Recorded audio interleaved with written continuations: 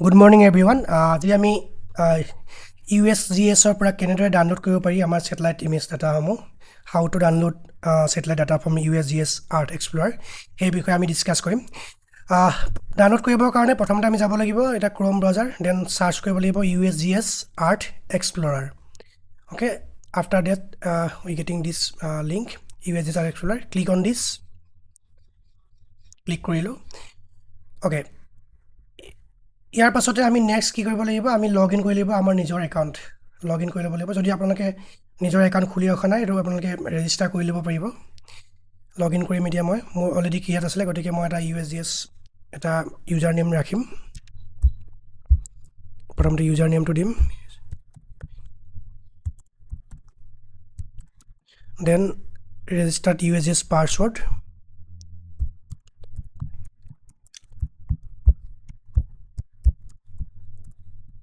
then sign in with USGS.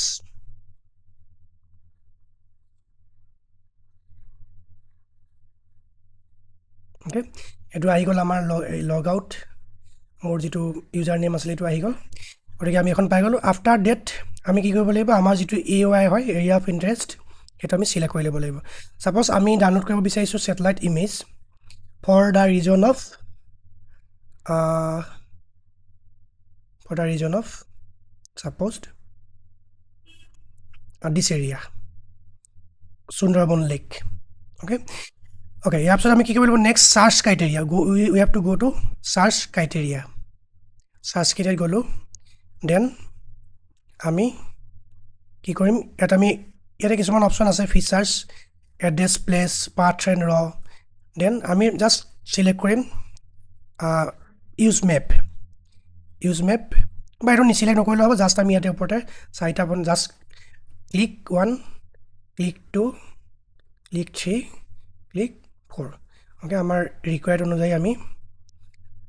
চাইটা point create কৰি ললো এটা আমি লেটিটিউড ডিগ্ৰী মিনিট সেকেন্ডত লেটিটিউড লংগিটিউড পাই গলো আফটাৰ ডেট আমি সিলেক্ট কৰিব লাগিব আমাৰ ডেট আমি কিমান কোনটো টাইম পিৰিয়ডৰ ভিতৰত আমি স্যাটেলাইট ইমেজ ডাউনলোড কৰিব বিচাৰিছো হেতু আমি সিলেক্ট কৰিব লাগিব ফৰ এক্সাম্পল আমি সিলেক্ট কৰিম 2025 ধৰি ললো 2025 জানুৱাৰী 1 তাৰিখৰ পৰা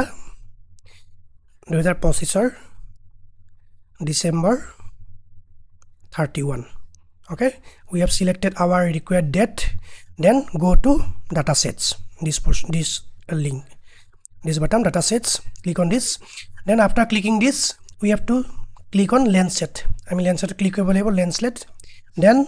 after Landsat then go to the Landsat collection to level 2 okay এটা আমি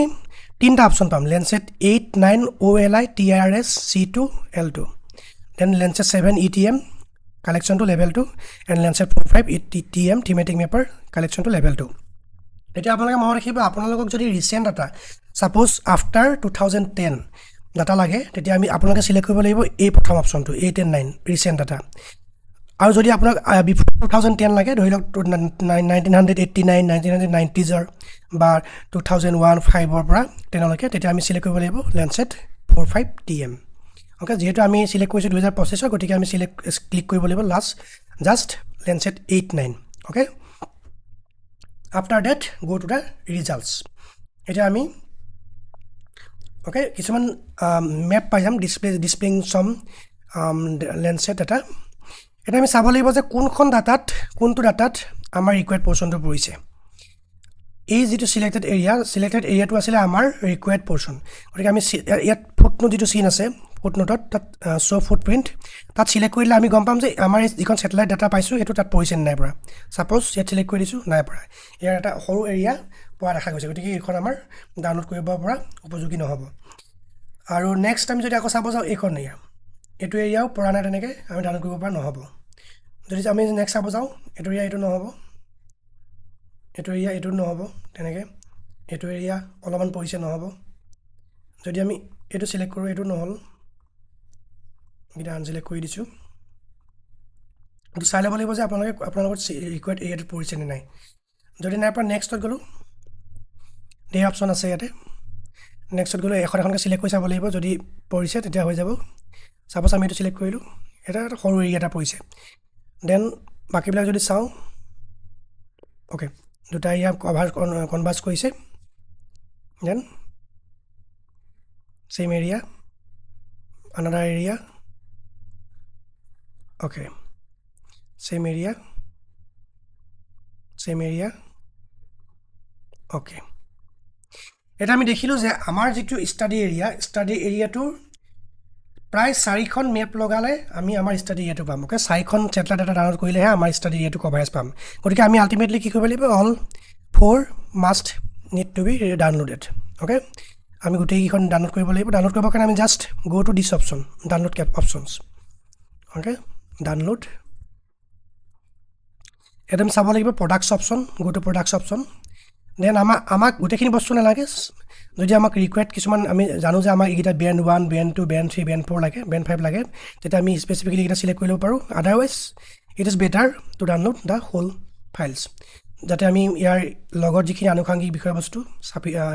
এডিশনাল যিখিনি ডাটা যিখিনি টেক্সট ফৰ্মেট আছে এইখিনি আমি পাব পাৰো in our future requirement okay suppose এটো ডাউনলোড কৰি দিলো okay download just click on this it will be download automatically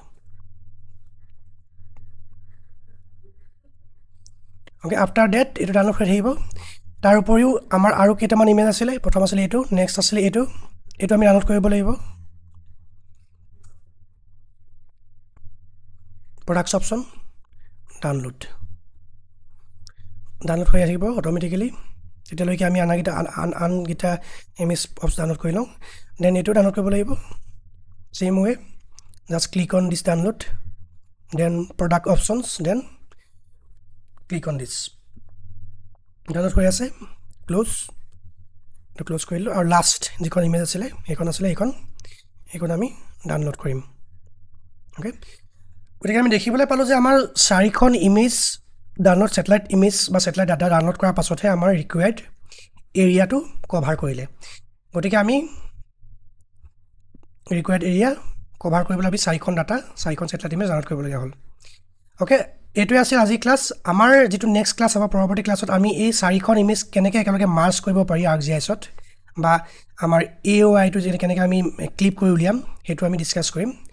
গতিকে চাই থাকিব চেনেলটো আৰু ভাল লাগিলে সাবস্ক্ৰাইব কৰিবলৈ নাপাহৰিব thanks for watching thank U